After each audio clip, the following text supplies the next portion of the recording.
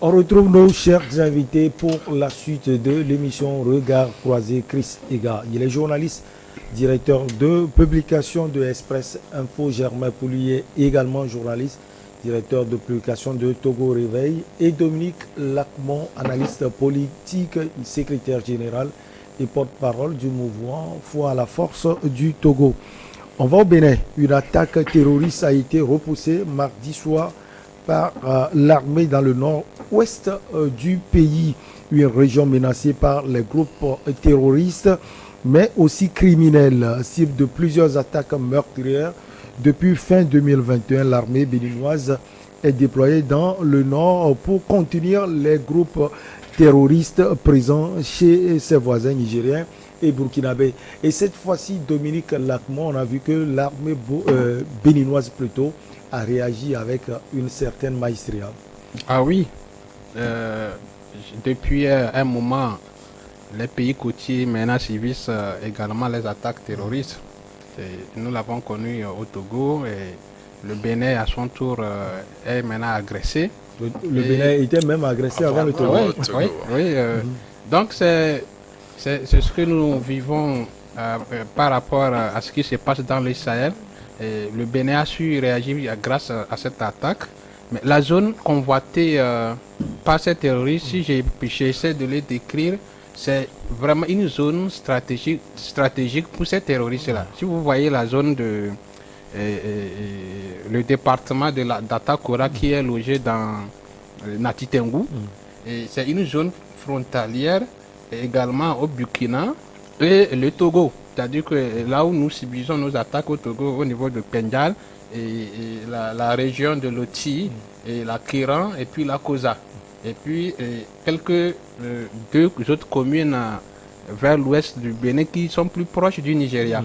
Donc c'est une zone que les terroristes veulent installer leur base pour pouvoir attaquer quand même la majorité, le jeu des attaques, attaquer le Bénin, le Togo et le Burkina, qui est vraiment le centre, ils ont fait leur centre des attaques. Donc c'est vraiment une chose très délicate à gérer.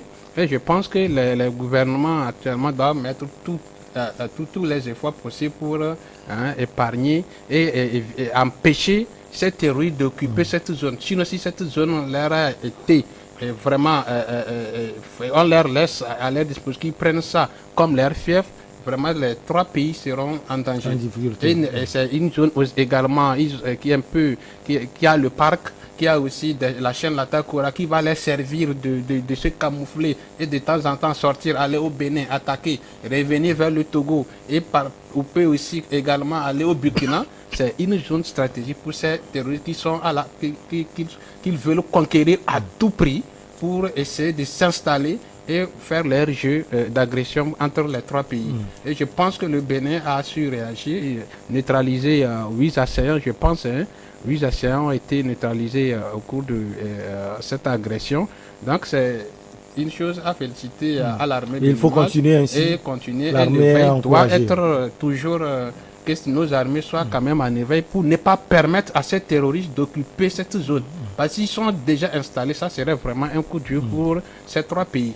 Alors, Germain Poulier, ces terroristes ont tenté de s'infiltrer dans le dispositif des armées béninoises à Materi, nous dit-on. Alors, selon vous, comment l'armée béninoise a su réagir sur la base de quelle stratégie, j'allais dire? Bon, vous savez que les Béninois s'organisent un peu de leur côté. Et on sait qu'il y a le Ghana, le Togo, le Burkina qui coopèrent notamment dans le cadre de l'opération Kundalgu. Le Bénin en principe devait y être associé, mais le Bénin aussi a sa propre stratégie. Il travaille avec le Niger, travaille avec le Burkina, travaille avec le Rwanda, qui est assez éloigné de cette zone. Mais ils sont déjà là, les forces rwandaises. On nous avait parlé de ce partenariat. Oui, on les a annoncés. Maintenant, est-ce qu'ils sont déjà là? On a annoncé aussi un appui français aussi, du côté du Bénin.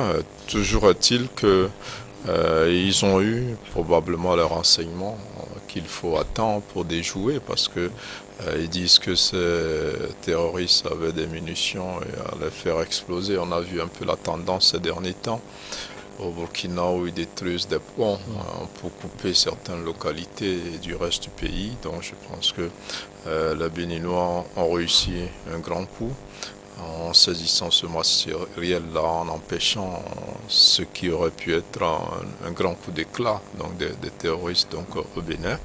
Et vous savez aussi une victoire, ça fait plaisir, ça fait plaisir aux populations, mais en même temps ça revigore les troupes. Parce que les troupes béninoises ont subi énormément. Vous avez vu que des commissariats ont été attaqués, des policiers tués, des armes emportées. Alors quand l'armée prend le dessus, et moralement c'est bon pour les troupes, c'est bon un peu pour l'opinion en général. Et donc espérons que la stratégie béninoise aille toujours de victoire en victoire. Donc quand il y a perte dans le camp des terroristes, c'est aussi rassurant un peu pour les autres États frontaliers. Maintenant, je pense aussi que, honnêtement, le Bénin ferait aussi mieux de revenir dans le cadre de cette opération conjointe qui a été décidée à Accra.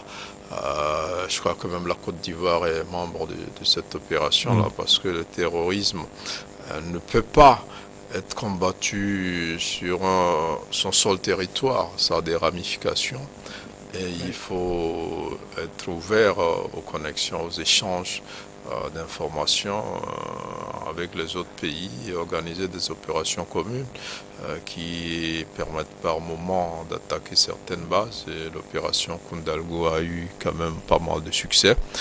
C'est vrai, en interne on peut lutter, mais coopérer avec les autres, c'est une bonne chose. Donc sur ce coup-là, chapeau aux forces armées béninoises qui ont réussi un coup qui, je pense, va quand même, comme je l'ai dit, donner du tonus au moral de ces militaires dont le travail devient de plus en plus difficile, parce qu'en fait, il ne s'agit pas d'un combat régulier où on connaît l'adversaire. Ici, l'adversaire, c'est un peu comme votre ombre, c'est quand il vous attaque que vous vous rendez compte que c'est un adversaire, c'est un adversaire qu'on ne peut pas identifier et qui lui voit déjà le dispositif qui est mis en place généralement.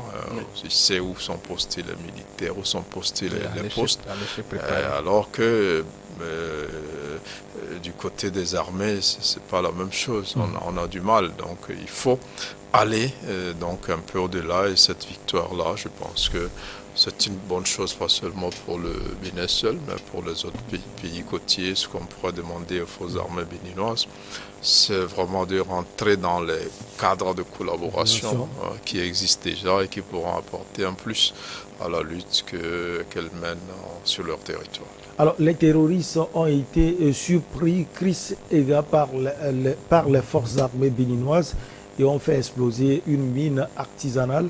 Selon vous, est-ce que c'est l'expression des gens qui ont été pris, qui n'ont pas de solution à proposer? Les terroristes, vous voulez dire? Bien sûr. Quelle solution proposerait-il?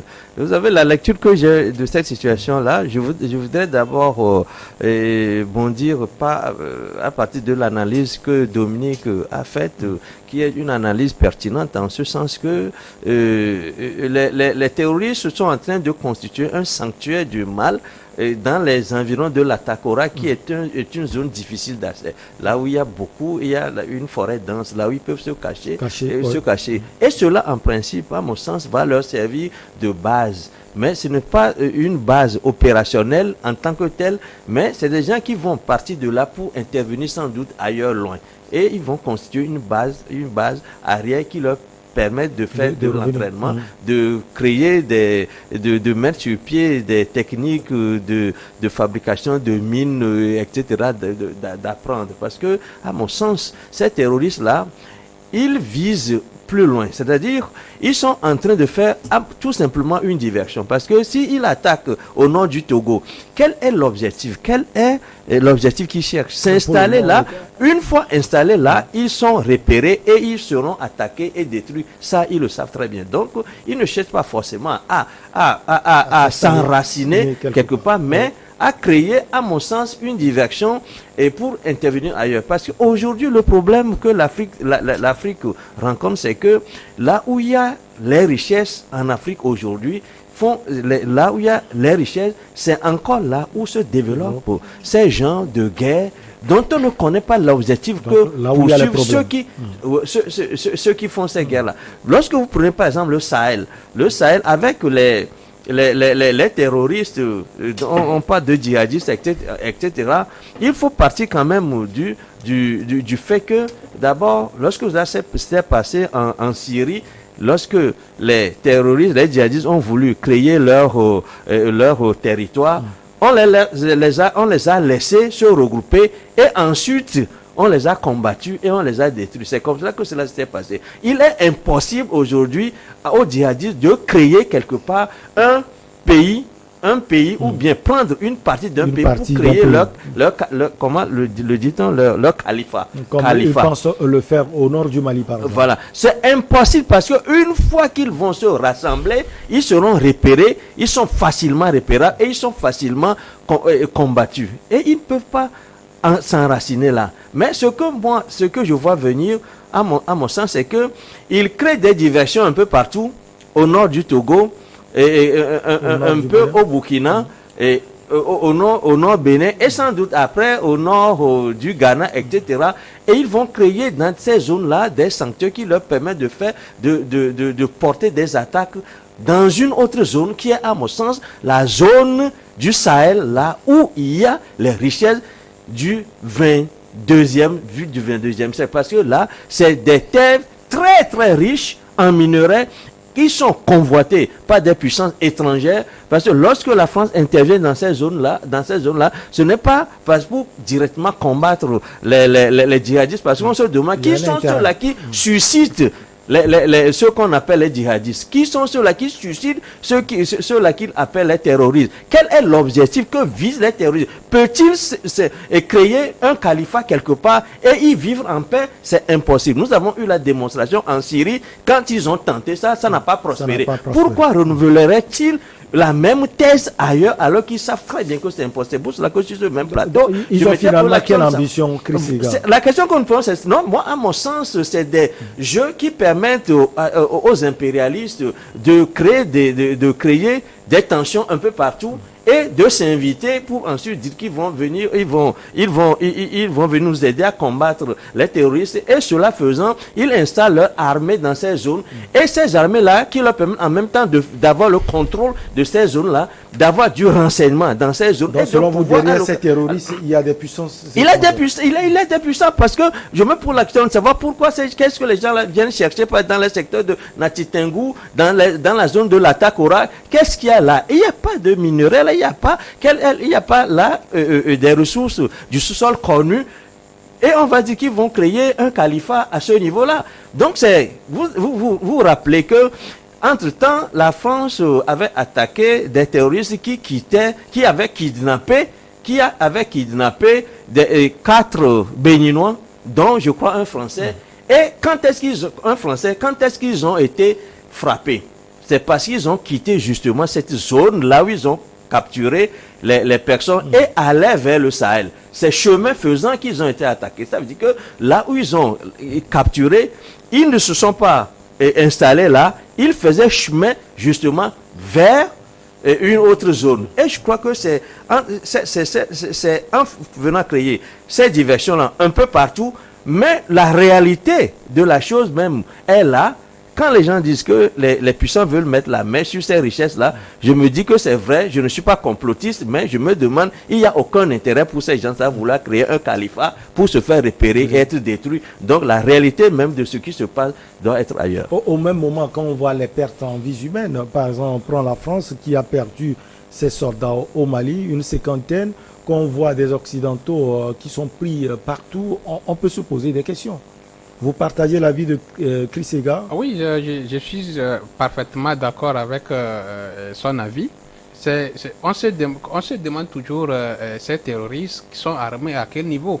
Les Occidentaux vont nous répondre que ça vient de la Libye. Depuis que la France s'est installée au Mali, un peu partout, on a détruit pas mal des positions terroristes, mais Ça continue. Ça continue. Ça veut dire que les armes continuent aussi par circuler. Je ne sais pas si c'est ces armes de Libye qu'on accuse Kadhafi d'aller mettre les stocks dans le désert qui a permis à ces éléments d'avoir... Peut-être que ça a contribué. De s'armer. Et quand tu vois les armes qu'ils utilisent, même ce sont des armes bien sophistiquées, mais ça reste à croire qu'il y a quelque chose, quelqu'un derrière qui alimente ce phénomène. Et juste pour ne pas pour venir à faire comme on vient en rescousse pour éteindre le feu, occuper toute l'Afrique et commencer par piller. C'est juste, moi je l'ai déjà dit ici, que le terrorisme est fabriqué. Bon, on va avoir l'avis aussi. C'est normal. Avant la pause, avoir l'avis de Germain Pouli. C'est un phénomène très compliqué. Je pense déjà difficile aujourd'hui de définir le terrorisme. On connaît un peu l'origine. Chris parlait tantôt des califats et tout ça, mais je crois qu'aujourd'hui ça prend une autre forme. Ce n'est même plus une question religieuse aujourd'hui. Et on ne connaît pas les vraies revendications des terroristes. Peut-être comme le terme le dit, c'est qu'ils veulent s'aimer la terreur. Ouais. Maintenant derrière, est-ce que c'est seulement les Occidentaux qui sont derrière? Parce qu'on est parti du principe, généralement aujourd'hui, vous avez sur les réseaux sociaux, tout le monde est presque d'accord que ce sont les Occidentaux qui créent le terrorisme. Ça a été même officiellement affirmé par le Mali, qui dit que c'est la France qui arme les terroristes. Alors aujourd'hui, est-ce que c'est cela? Est-ce que si c'est le cas, est-ce que c'est la France seule? Quand on a vu Boko Haram à l'époque au Nigeria. Est-ce que c'est la France qui est au Nigeria? Voilà. Ou bien c'est toutes les puissances occidentales qui ont intérêt à ce que l'Afrique ne se développe pas, parce qu'aujourd'hui, on a vu que, Mozambique voilà, on a vu que l'Afrique veut s'occuper de son développement, alors il faut créer autre chose pour que l'Afrique mette de l'argent beaucoup plus dans les armes maintenant, plutôt que dans les projets de développement. Mais après aussi, aujourd'hui, il ne s'agit pas de musulmans dans les terroristes, il s'agit de vrais bandits. Il y en a des chrétiens, il y en a un peu de tout. Et il y a des trafiquants de toutes sortes dans ces réseaux-là qui ont besoin d'espace, qui ont besoin de territoire pour leurs activités et qui ont tendance donc à provoquer le déplacement des populations parce qu'ils menacent les populations pour qu'elles quittent certaines zones. Maintenant, ils veulent contrôler ces zones-là. À quelle fin? Est-ce que c'est uniquement pour exploiter des minéraux? Est-ce que c'est pour faire des trafics de drogue, d'animaux, de tout genre? Donc ça devient assez compliqué d'expliquer le terrorisme, les objectifs. Ce que nous constatons aujourd'hui, ce sont les manifestations.